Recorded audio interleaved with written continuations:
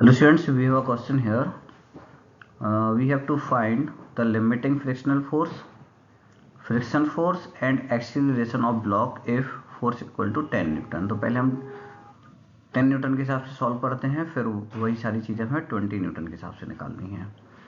तो यहाँ पर हमारा जो फोर्स है वो कितना दिया है, फोर्स दिया है 10 न्यूटन फर्स्ट केस में। तो सबसे पहले हम पता करते हैं यहाँ पर लिमिटिंग फ्रिक्शन। तो लिमिटिंग फ्रिक्शन का फॉर्मूला बहुत ही ज़्यादा सिंपल सा होता है। वो क्या होता है हमारा म्यू एस इंटू एन, और यहाँ पर तो सीधी सी बात है कि जो हमारा एन है वो क्या है, वेट के बराबर है, मतलब एम इंटू जी है। तो बस यहाँ पर हम वैल्यू रख देते हैं। तो म्यू एस की वैल्यू कितनी है 0.6, मास कितना है 2 और जी की वैल्यू ले लेते हैं 10। तो ये सॉल्व होकर हमारा एफ लिमिटिंग बन जाएगा। 0.6 का 2 से मल्टीप्लाई होगा तो बन जाएगा 1.2 और उसका 10 से मल्टीप्लाई तो 12 न्यूटन।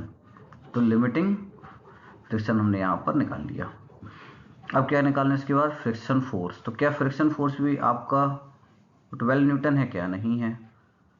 क्योंकि देखो अभी इसका जो नेचर है वो कैसा है, एक सेकंड इसको वापस लिख रहा हूँ मैं। 12 न्यूटन तो इसका मैक्सिमम फ्रिक्शन फोर्स है, तो इससे कम भी तो हो सकता है ना। तो आप 10 न्यूटन लगा रहे हो तो ये वैल्यू अभी लिमिटिंग से नीचे है। तो जब आप जो फोर्स लगा रहे हो वो अगर एफ लिमिटिंग से कम है तो उसका नेचर कैसा होगा, सेल्फ एडजस्टिंग होगा, सेल्फ एडजस्टिंग नेचर होगा। तो सेल्फ एडजस्टिंग में जो भी एफ है वही हमारा फ्रिक्शन फोर्स के बराबर हो जाता है। ठीक है, तो अभी यहाँ पर आप 10 न्यूटन लगा रहे हो तो उसका मतलब एफ मतलब फ्रिक्शन फोर्स भी हमारा 10 न्यूटन ही होगा।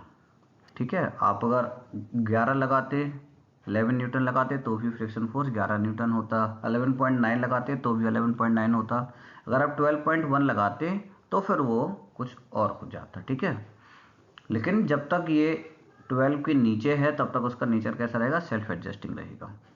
तो हमने फ्रिक्शन फोर्स भी निकाल लिया। अब फ्रिक्शन फोर्स इसमें पीछे लगेगा कितना, 10 न्यूटन का। तो ये फोर्स क्या है, इक्वल एंड अपोजिट है, तो इसलिए एक्सीलरेशन क्या हो जाएगा, 0 हो जाएगा।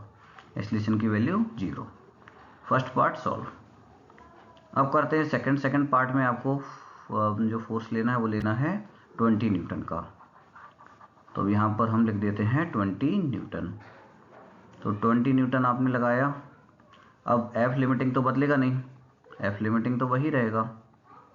तो एफ लिमिटिंग हमारा जो हमने सॉल्व किया था 12 न्यूटन वही रहेगा, ये तो चेंज होगा नहीं। अब फ्रिक्शन फोर्स की बात करते हैं। अब हमारा फोर्स ज़्यादा है तो उसका मतलब क्या हुआ कि भैया इसमें काइनेटिक फोर्स लगने लगेगा, काइनेटिक फ्रिक्शन फोर्स लगने लगेगा। तो जो आप पीछे फ्रिक्शन निकालोगे वो बनेगा एफ के। ठीक है, तो एफ के हमारा हो जाएगा क्या, म्यू के इंटू एन, और एन की जगह पर आ जाएगा एम जी।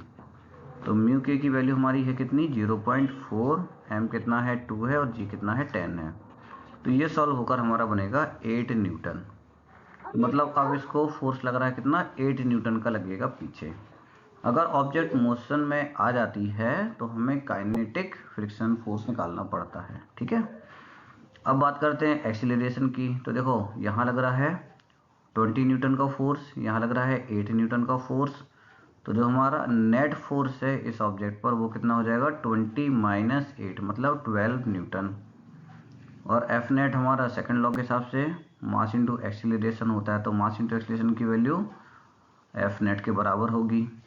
मास कितना है 2 है, ए हमें मालूम नहीं और एफ नेट है 12, तो ये कैंसिल होगा। तो ये 2 6 या 12, तो ए की वैल्यू आ जाएगी 6 मीटर पर सेकेंड स्क्वायर। तो ये वाला पार्ट भी हमारा सॉल्व हो गया। So I hope this answered your question. Thank you.